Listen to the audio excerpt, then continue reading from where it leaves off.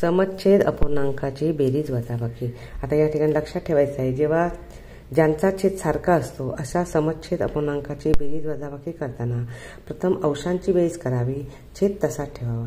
तसेच समच्छेद अपूर्णांकाची वजाबाकी करताना प्रथम अंशांची वजाबाकी करावी, छेद तसाच ठेवावा। आता या ठिकाणी मी 2 उदाहरण लिहिलेले आहेत। 2/7 अधिक 3/7। आता या ठिकाणी इथे छेद 7 आहे, इथे पण छेद 7 आहे, पण इथे बेरीज करायची आहे। मग छेद समान आहे त्याला समच्छेद म्हणतात। मग 2 अधिक 3 बरोबर अंश आहेत 5।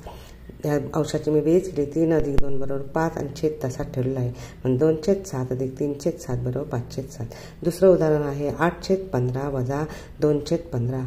मग या ठिकाणी छेद समान आहेत पण वजाबाकी करायची आहे। मग 8तून 2 अंशाची वजाबाकी करूया। 8तून 2 गेले राहिले 6, छेद तसाच ठेवलेला आहे। मग 8/15 वजा 2/15 बरोबर 6/15। 4.5/7 वजा 3.6/7 बरोबर किती? आता या ठिकाणी हे उदाहरण मी इथे खाली मांडून घेतलेलं आहे। आता हे उदाहरण आहे ते पूर्णांकयुक्त अपूर्णांकामध्ये दिलेलं आहे, परंतु उत्तर दिलेलं आहे अपूर्णांकामध्ये। मग या ठिकाणी पूर्णांकयुक्त अपूर्णांकाचे अपूर्णांकामध्ये आपण रूपांतर करूया। आता अपूर्णांकामध्ये रूपांतर करताना छेदाने पूर्ण संख्येला गुणायचं, येणाऱ्या संख्येत अंश मिळवायचा, मग तुमची अंशस्थांची संख्या मिळणार। मग आपण गुणाकार करूया। 7 गुणिले 4 अधिक 5, छेद तसाच ठेवायचा आहे, छेद 7 वजा तसं पुढचं 7 गुणिले 3 अधिक 6, छेद तसाच ठेवायचा आहे। पण आता उत्तर काय येईल? 7 आणि 4 ला गुणले 7 चौक 28, 28 अधिक 5 बरोबर 33, छेद 7 वजा 7 त्रिका 21, 21 अधिक 6 27 वजा 27, छेद 7। पुन्हा आता वजाबाकी करा। 33तून 27 गेले राहिले 6, छेद समान आहे म्हणून छेद तसा ठेवा, 6/7। पर्याय क्रमांक 2 हे त्याचं उत्तर।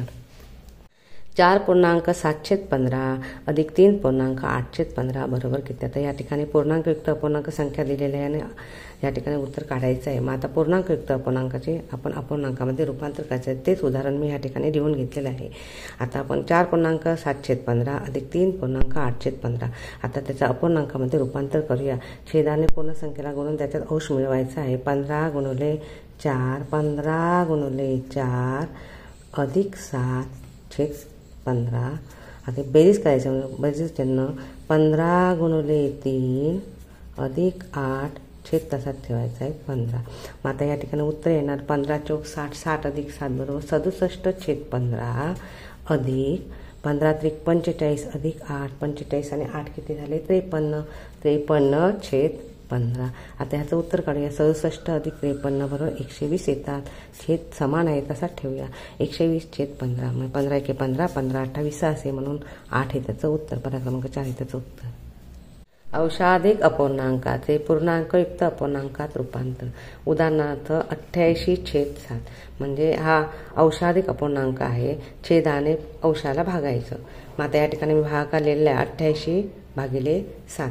7ने 88ला भागूया। 7 एके 7, 7 दशकाला भागलं म्हणजे 7 दशक म्हणजे 70 एक म्हणजे 70 झाले, वजा चिन्ह 8चे 8, 8तून 7 गेले राहिला 1। आता 18ला भागूया। 7 दुने 14 वजा चिन्ह 8तून 4 गेले राहिले 4, 1तून गेला राहिला 0। ही तुमची आलेली आहे बाकी म्हणजेच अंशस्थानी लिहायची आहे, म्हणजे ते मी अंश लिहिते। उत्तर आलं तुमचं भागाकाराला 12, 12 हा पूर्णांक भाग आहे म्हणून तो पूर्णांक, आणि ज्याने भागलं तो भाजक आहे, तो छेदस्थानी लिहायचा आहे। म्हणून पूर्णांकयुक्त अपूर्णांक तुमचा तयार होणार 12.4/7 हा तुमचा 88/7चा पूर्णांकयुक्त अपूर्णांक 12.4/7।